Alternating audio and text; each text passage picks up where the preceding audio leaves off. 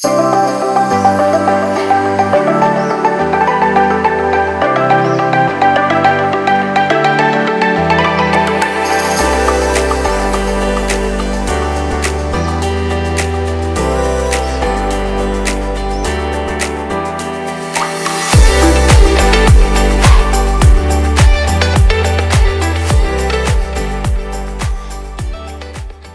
Hello everyone, আসসালামু আলাইকুম। So আজকে সকাল সকাল ঘুম থেকে উঠেই দেখি যে আম্মু এতগুলো ডিম সিদ্ধ করে রাখছে, আর সেগুলোই হচ্ছে আমার দুই ভাই মিলে ডিমের খোসাগুলো ছাড়িয়ে নিতেছে।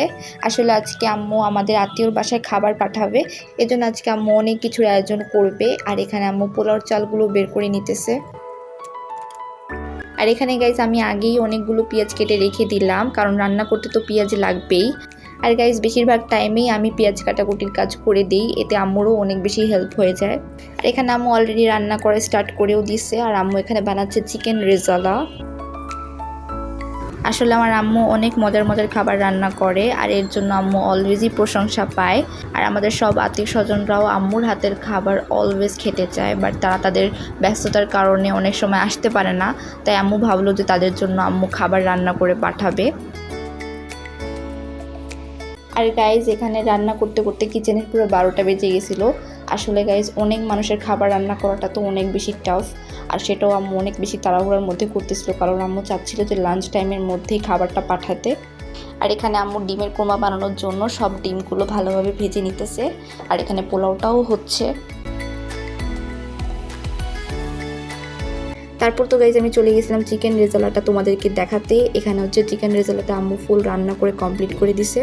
দেখতে তো গাইজ অনেক বেশি ইয়াম্মি লাগতেছে, আর খেতেও কিন্তু অনেক বেশি মজার ছিল। দেন আম্মু এখানে সালাদ বানানোর জন্য শসাগুলোর স্কিনগুলো ছাড়িয়ে নিতেছে। আর গাইজ আমি যেহেতু শসার স্কিনগুলো ছাড়াতে পারি না, তাই আম্মু এখানে স্কিনগুলো ছাড়িয়ে নিতেছিল, আর আমি সেটারই একটু ভিডিও নিতেছিলাম। তারপর আমি অফ ক্যামেরায় শসাগুলো কেটে সালাদ বানিয়ে নিছিলাম। আর আম্মু এখানে ডিমের কোরমাটা রান্না করতেছিল। আর গাইজ এখন সব রান্না কমপ্লিট হয়ে গেছে, এখানে ডিমের কোরমাটাও ফুল রেডি, আর দেখতে তো মাশাআল্লাহ অনেক বেশি ভালো লাগতেছে। আর এখানে পোলাওটাও ফুল কমপ্লিট হয়ে গেছে।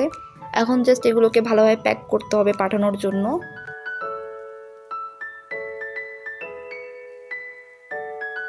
সো গাইজ এখানে 3টা আইটেমের জন্য 3টা হাঁড়ি ফুল রেডি। এখন এটাকে পাঠানোর জন্য আম্মু ওড়না দিয়ে ভালোভাবে এটাকে কভার করে বেঁধে দিবে, যাতে খাবারগুলো কোনো দিক থেকে না পড়ে। সো এখানে আমার ভাই আর আম্মু দুজন মিলে এটাকে ভালোভাবে বেঁধে দিতেছে।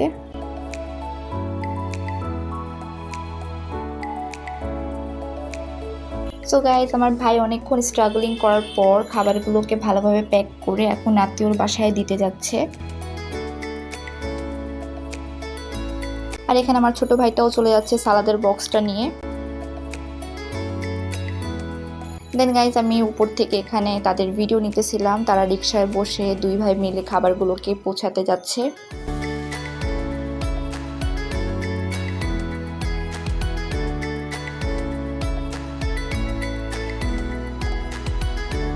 তারপর তো গাইজ তারা অনেকক্ষণ পর আসে, আর আমরা অনেক বেশি ক্ষুধার্ত ছিলাম, কারণ আমরা সবাই অনেক বেশি কাজ করছিলাম। তাই আমরা সবাই একসাথে খেতে বসে পড়ি। আর গাইজ খাবারটা কিন্তু অনেক বেশি মজার ছিল। আর গাইজ আমাদের খেতে খেতে প্রায় বিকাল হয়ে গেছিলো, তাই খাওয়া দাওয়ার পর আর ভিডিওটা আমি কন্টিনিউ করতে পারিনি। সো আজকের ব্লগটা ছিল এই পর্যন্তই। আল্লাহ হাফেজ।